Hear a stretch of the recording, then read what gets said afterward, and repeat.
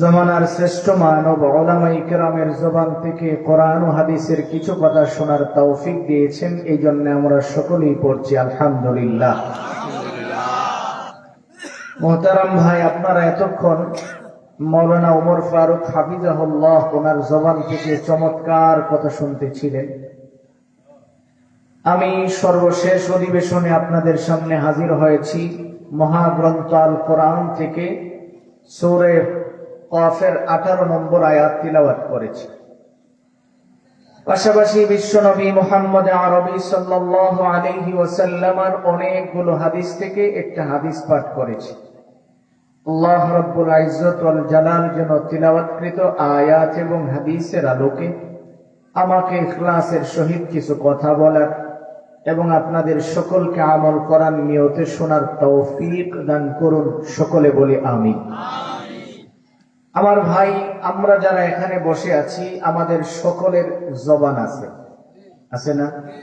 সবাই কথা বলতে পারি তো বলেন তো আল্লাহু আকবার, সুবহানাল্লাহ, আলহামদুলিল্লাহ, লা ইলাহা ইল্লাল্লাহ।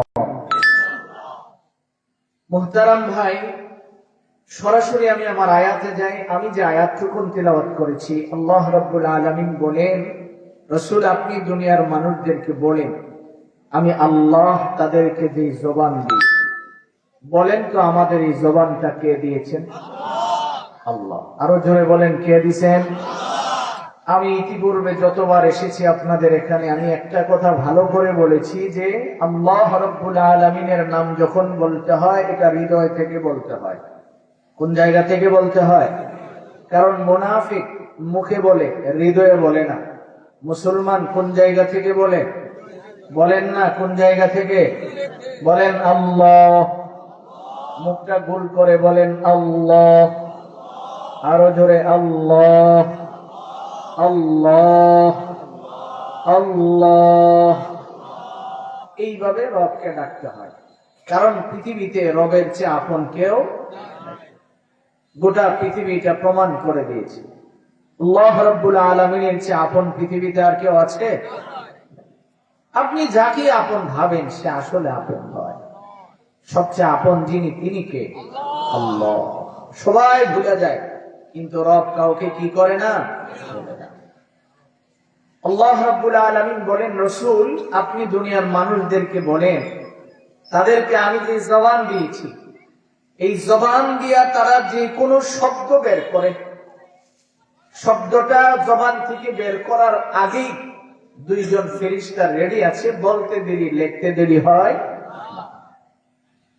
মনে করেন আমি যদি আপনাদেরকে বলি যে আমি এখন কিছু কথা বলবো, আপনারা লিখেন। এই কথাটা বললে আপনারা লেখার জন্য কলম খুঁজতে হবে, কাগজ খুঁজতে হবে, পাইলে সেখানে লিখতে, না পাইলে কি লেখা যাবে? অথচ আল্লাহ রাব্বুল আলামিন বলেন যে নবী ওরা মুখ থেকে যে শব্দটা বের করে, বের করার সঙ্গে সঙ্গে দুইজন ফেরেশতা রেডি আছে, ওরা সাথে সাথে কি করে ফেলে?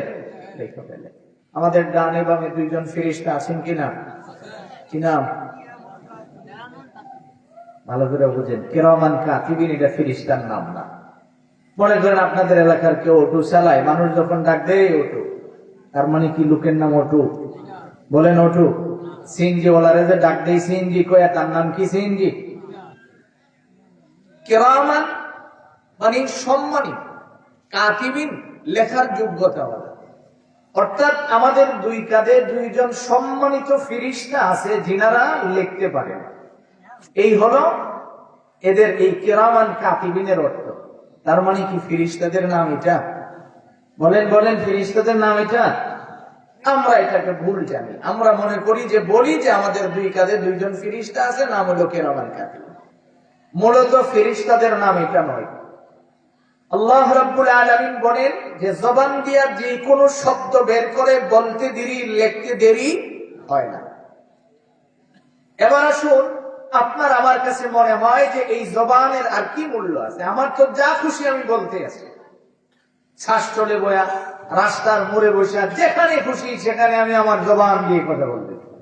এই যে সামনে নির্বাচন আসতেছে দেখবেন শ্বাসটলে বয়া, আয় আল্লাহ কি যে কয় সারাদিন।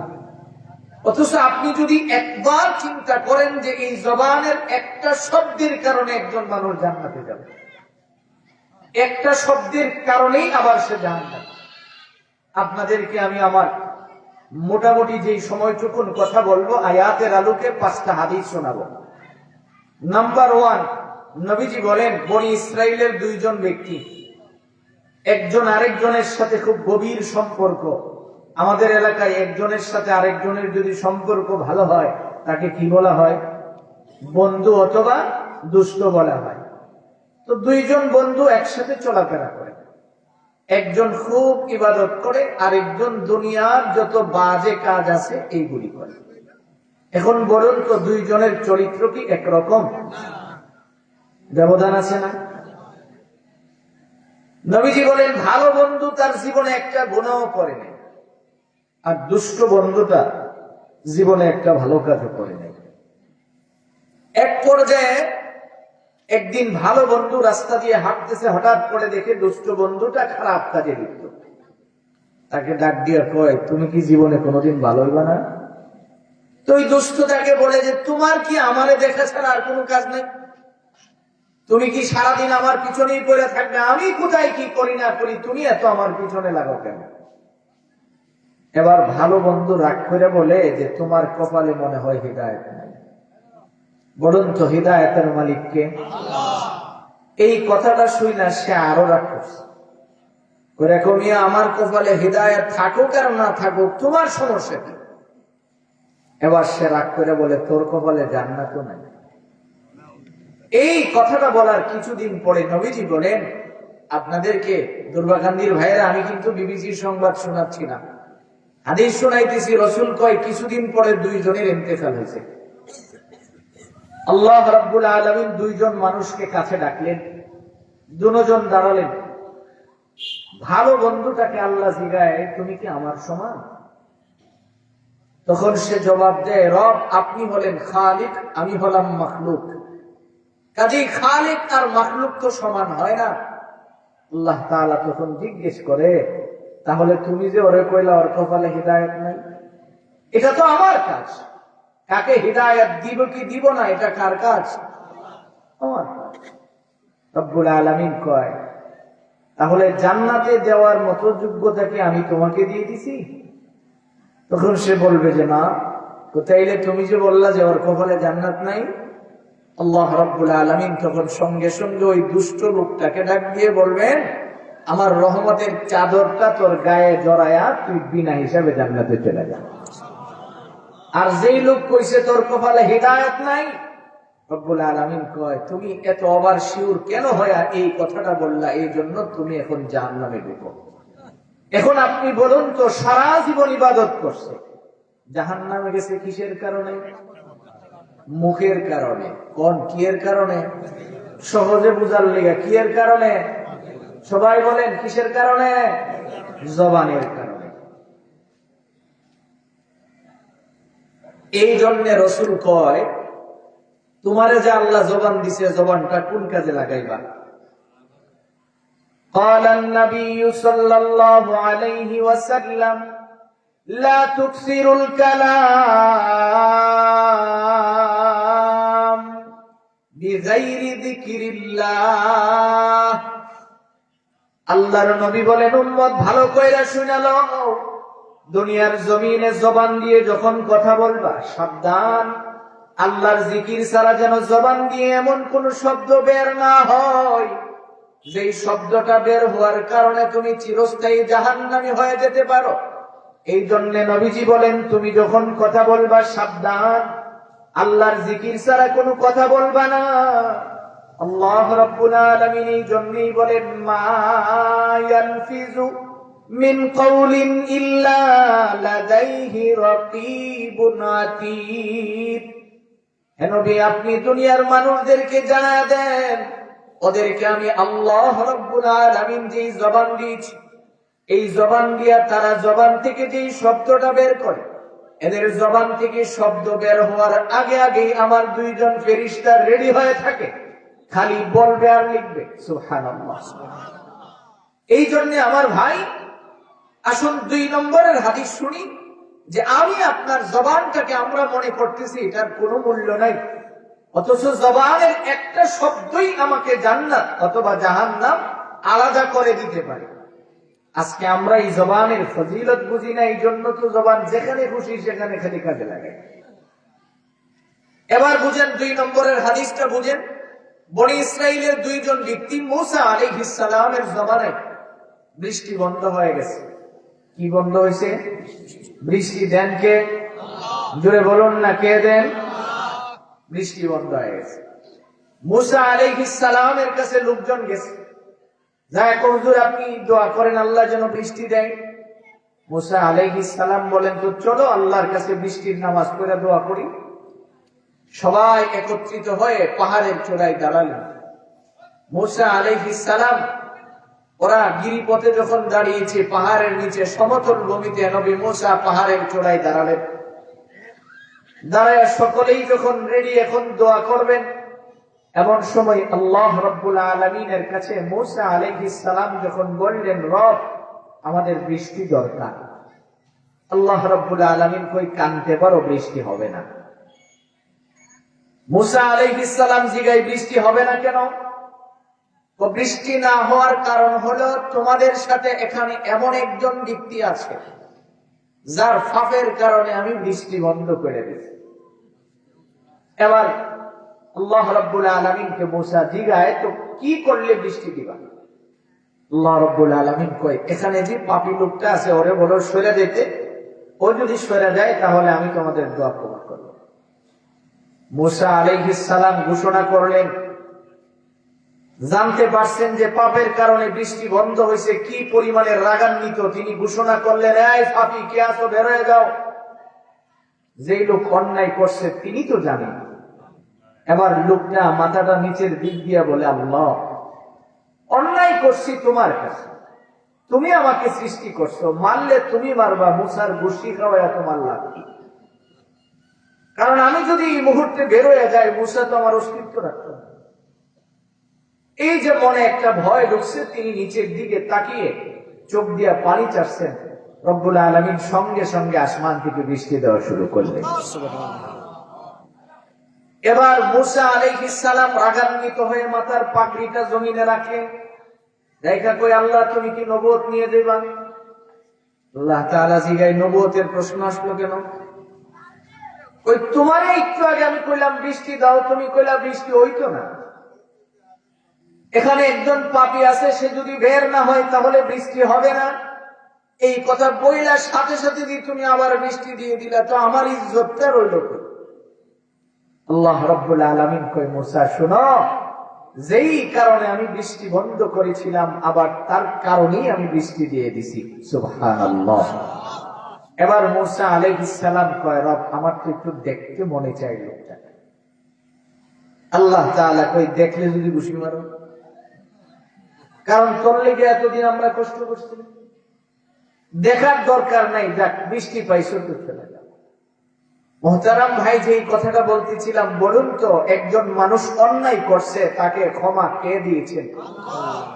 তাহলে আপনি যে শাস্ত্র বই আরেকবার দুশ্চর্চা করলেন, তিনি তো আল্লাহর কাছ থেকে মাফ নিয়ে জান্নাতে চলে যেতে পারে, তা আপনি যাবেন?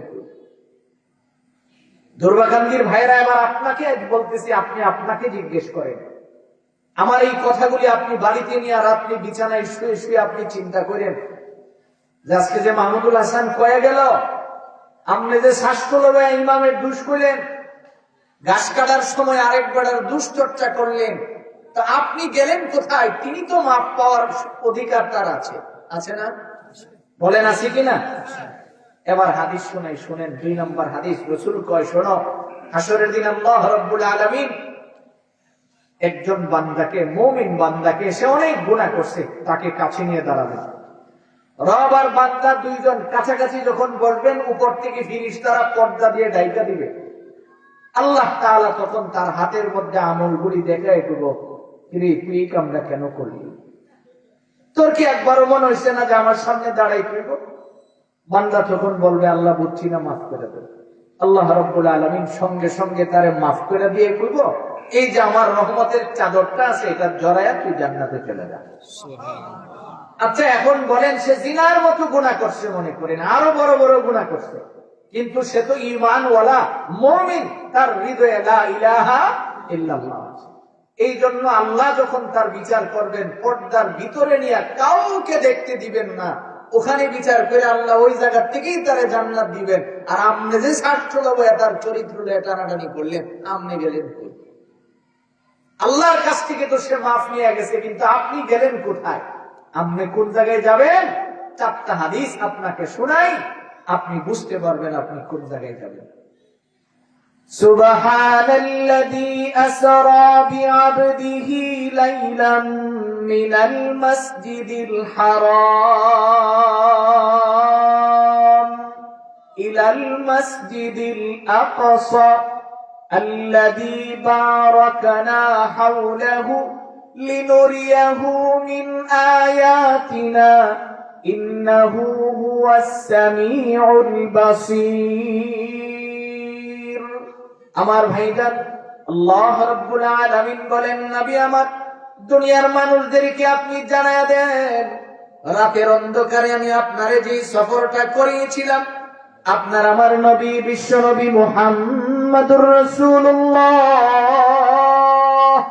সাল্লাল্লাহু আলাইহি ওয়াসাল্লাম বলেন, উম্মত ভালো কইরা শুনে লও, আমি যখন রাতের বেলায় রব্বুল আলামিন আমারে একে একে আসমানগুলি ঘুরায়া ঘুরায়া দেখাইলেন, এবং রব্বুল আলামিনের কত কাছে আমি বসা ছিলাম। আল্লাহ তাআলা কোরআনে কারিমায় বলেন, সুম্মা দানা ফাতাদাল্লা ফাকানা কাবা কাউসাইনি আও আদনা। আল্লাহর নবী কয়, পৃথিবীর মানুষ শুনে নাও, দুনিয়ার জমিনে কোন মানুষ তীর ছুড়ার সময় যেমন ধনুকে ধরে টান মারে, ধনুকের রশি ধরে টান দিলে ধনুকের 2টা মাথা যেমন কাছাকাছি চলে যায়, আল্লাহ তাআলা কয়, সুম্মা দানা ফাতাদাল্লা ফাকানা কাবা কাউসাইনি আও আদনা। এই দুনিয়ার মানুষ তোমরা শোনো, দুনিয়ার জমিনে যেমন ধনুক তীর মারার জন্য রশিটা টান দিলে ধনুকের সামনের 2 মাথা যেমন কাছাকাছি চলে যায়, আল্লাহ এবং আপনার আমার নবী 2 জন এমন কাছাকাছি ছিলেন। আল্লাহু আকবার। আল্লাহ তাআলা কয়, ফাকানা কাবা কাউসাইনি আও আদনা, অথবা এর চেয়ে আরো নিকটে নবীজি ছিলেন। এবার নবীজি বলেন, শুনো, আমি যখন উর্ধ্ব ভ্রমণে ছিলাম, মেরাজে ছিলাম, জিবরাইল আমাকে বলেন, ইয়া রাসূলুল্লাহ,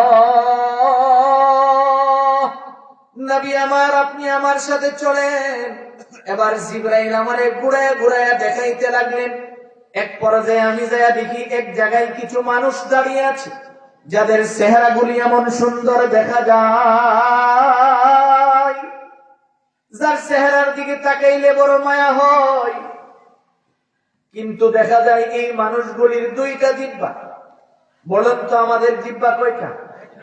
সবাই বলেন কয়টা? নবীজি বলেন, আমি তাকায়া দেখি ওদের জিহ্বা 2 দিক দিয়ে 2টা কুকুরের জিহ্বার মতো জুড়া রয়েছে, আবার হলো আগুনের মতো লাল হয়ে আছে। নিজের দাঁত দিয়া নিজের জিহ্বাগুলির মধ্যে কামড় দিয়া রাখছে। এবার নবীজি বলেন, জিবরাইল, বলো না এরা কারা? এবার জিবরাইল কয়, ইয়া রাসূলুল্লাহ, আপনি তো জানেন না, দুনিয়ার জমিনে আপনি চলে আসার পরে আখিরি জামানার কিছু কিছু মানুষ ছিল, যারা দেখা যায় মসজিদে আইসা একটা স্বীকৃতি দিত, রাস্তায় গিয়ে আরেকটা কথা বলতো, যারা দ্বিমুখী সাপের মতো আচরণ করত, একজনের কাছ থেকে কথাগুলি সংগ্রহ করে আরেকজনের কাছে গিয়ে বইলা ফালাইতো। এমন মানুষ কি আমাদের সমাজে আছে? বলুন না, আছে কি? থাকলে আবার আপনি আপনার হিসাব মিলান। আল্লাহর নবী কয়, আমি তাকায়া দেখি, যারা দুনিয়ার জমিনে দ্বিমুখী আচরণ করে, এদের জিহ্বা হাসরের দিন হবে 2টা। একটা হবে 2টা, একটা জিহ্বা নয় 2টা, 2 দিকে কুকুরের মতো ঝুলে রয়েছে, জাহান্নামের আগুনে পুড়ে লাল হয়ে রয়েছে। এবার নবীজি কয়, জিবরাইল, চলো সামনের দিকে চলো, আমার আর বরদাস্ত হচ্ছে না। নবীজি আবার সামনের দিকে কদম বাড়ালেন। আপনার আমার নবীকে জিবরাইল বলেন, ইয়া রাসূলুল্লাহ,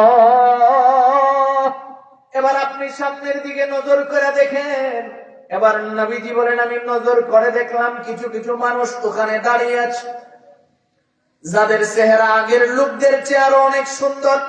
ওই মানুষগুলি দাঁড়িয়ে আছে। দুর্বাকান্দির ভাইরা, আপনারা আমার হাতের দিকে তাকায় দেখেন। নবীজি বলেন, শোনো, এই যে তোমাদের হাতগুলি আছে, হাতের নখগুলি অনেক বড় হবে। কত বড় হবে এটা নবীজি বলেন নাই, রসুল বলছেন অনেক বড় হবে। ওই নখগুলি লোহা এবং তামার হবে, আগুনে পুরো একবারে লাল টকটকে হয়ে থাকবে। ওই মানুষগুলি নিজের আঙ্গুল দিয়া নিজের চামড়ার গোশতগুলি ভাবে গালের গোশতগুলি খসাবেন। ওরা এইভাবে চামড়ার মধ্যে আসর মারবেন, গোশতগুলি খুইলা নিচের দিকে জুইলা যাবে।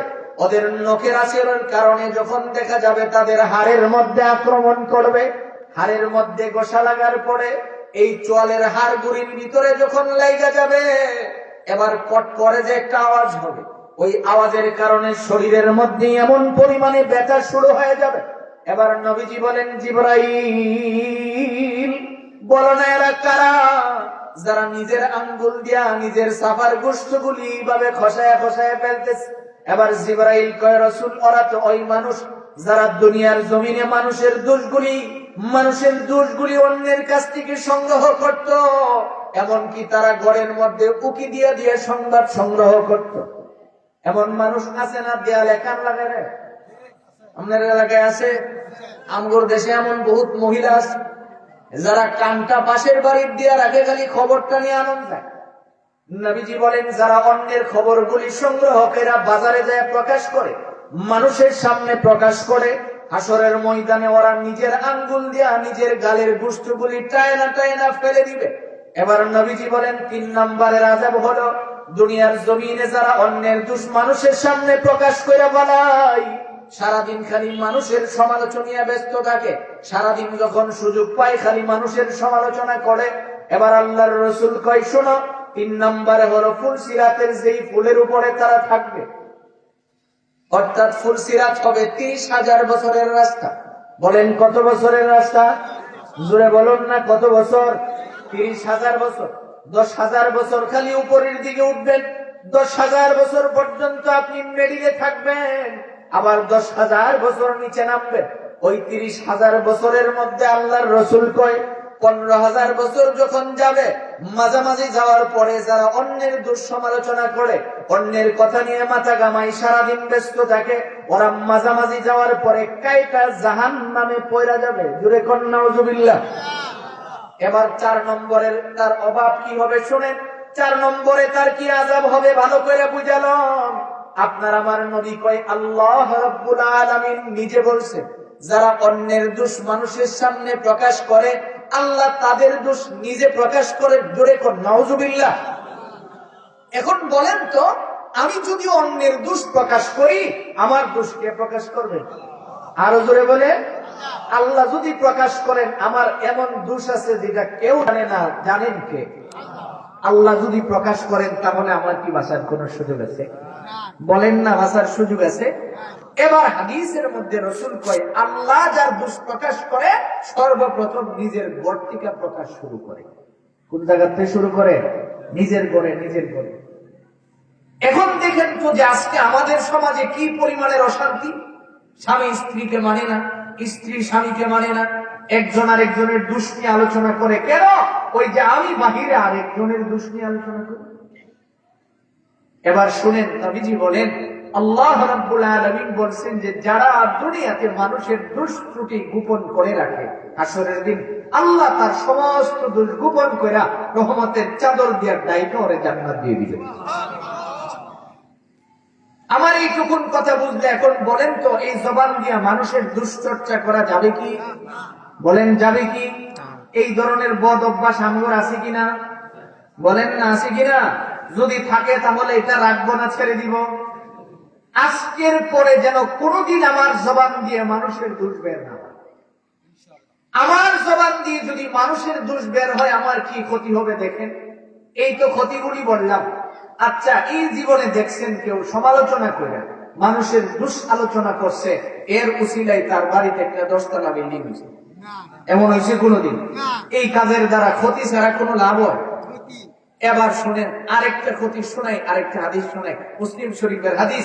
রাসূল বলেন, শোনো, হাসরের দিন নবীজি ফজরের পরে বয়ান করতেছেন, সাহাবাই কেরাম বসা।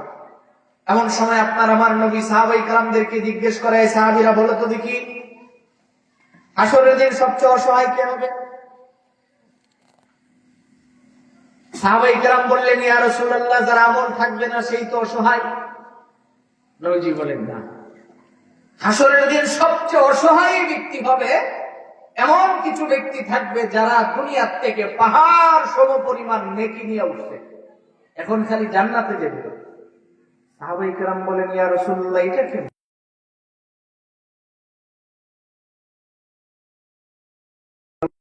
কেন অসহায় হবে জানো কি?